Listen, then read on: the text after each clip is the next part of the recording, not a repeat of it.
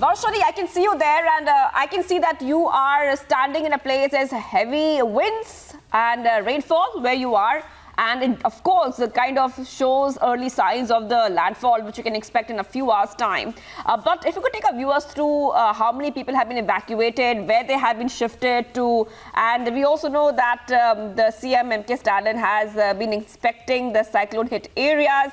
We see that authorities have also put in some alerts. We see that entire area, the people there, their normal life has been thrown out of gear. If you could take our viewers through the evacuation process.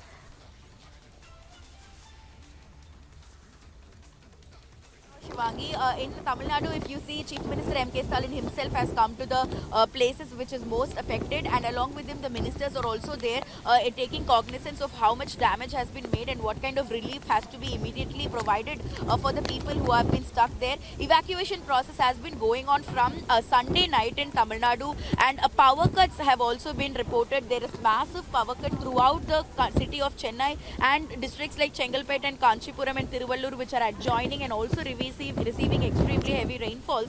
Therefore, people have lost a lot of basic necessities like electricity, water, food.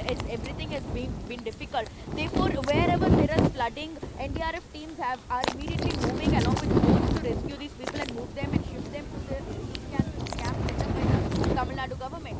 And more than 4,000 camps have been set up, and the people have been moved into these camps in large numbers. And additional, today morning when the Revenue Department gave out notifications, they even stated that additional of 100,000 employees have been deployed in the Greater Chennai Corporation and the relief so that they will be able to evacuate more people and rescue them and send them to relief camps. And at the same time, Shivangi, if you see, Tamil Nadu Chief Minister M.K. Stalin had spoken about this. He'd also stated that this time around this rainfall is really heavy, but still it was more than the 2015's infamous Chennai floods.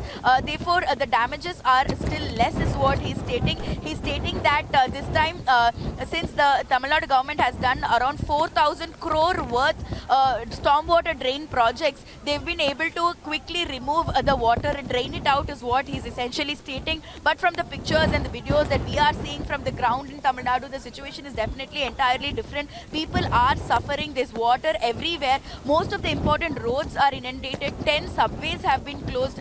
9 deaths have been reported. Therefore, situation is definitely not looking very good in the state of Tamil Nadu, particularly the northern part. The 4 districts that I mentioned, Chennai, Tiruvallur, Kanchipuram, Chengalpet, where this severe cyclonic storm Michaung has definitely brought in a lot of destruction. Therefore, it might take a couple of days for the state of Tamil Nadu to come back to normalcy, and the GCC, the Greater Chennai Corporation, and the Tamil Nadu's Revenue Disaster Management Department are trying hard to ensure that people are being safe, and provisions like food and water are being distributed to them as much as possible. But for now, the situation is not yet better, but we can hope that only in a day or two, the situation in Tamil Nadu will get back to normal, Shivangi. Absolutely. So most of Chennai remains submerged due to heavy rains under the impact of Michaung. It's intensified into a severe cyclonic storm, and it's going to head towards the Andhra Pradesh coast. That's where my colleague Varshini is, who is bravely reporting for us from ground, as she's also battling heavy rain and heavy wind there. Varshini, I'm coming back to you right now. If you could take our viewers through, unfortunately, there has been some loss of life as well. If you could take our viewers through exactly what has happened and any kind of precautions being taken right now to prevent this kind of incident once the landfall happens. Shivangi, the Tamil Nadu's Revenue and Disaster Management Department is what is responsible for such natural calamities, and they are the ones who immediately take cognizance of what is happening and what should be done and how to take care of the people. And similarly, they had given out a notification, a statement where they had stated that 7 deaths have been reported in the district of Chengalpet and 2 deaths have been reported in the city of Chennai, which means this is all because of the heavy floods, inundation, electricity, lack of electricity, electricity, lack of food and all. And we are also hearing that people who have been living in the low-lying areas are the ones who are affected. Low-lying, when I speak, it is about people who live in and around lakes. Because in 2015, when the floods happened, it was because of the main lakes of Tamil Nadu, the reservoirs which were overflowing, which excessive water were released from these reservoirs and lakes, which ended up creating a flood-like situation. And similarly, this time around, people living in the low-lying areas who live around these reservoirs and lakes are the ones who are getting affected more. So the priority and the focus that the Tamil Nadu government is putting right now is to ensure that these people are safe.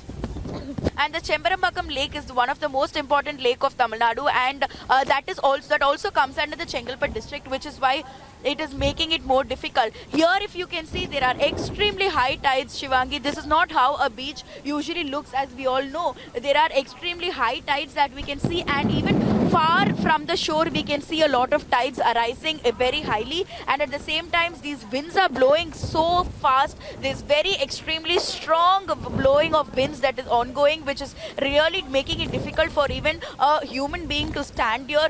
There are a lot of cattle also being found here in this Bapatla area, where there's a lot of cattle going around. So the government, Andhra Pradesh government, is also trying to remove these cattle from these places so that they can bring them to shelter as well. So it's not just about human beings.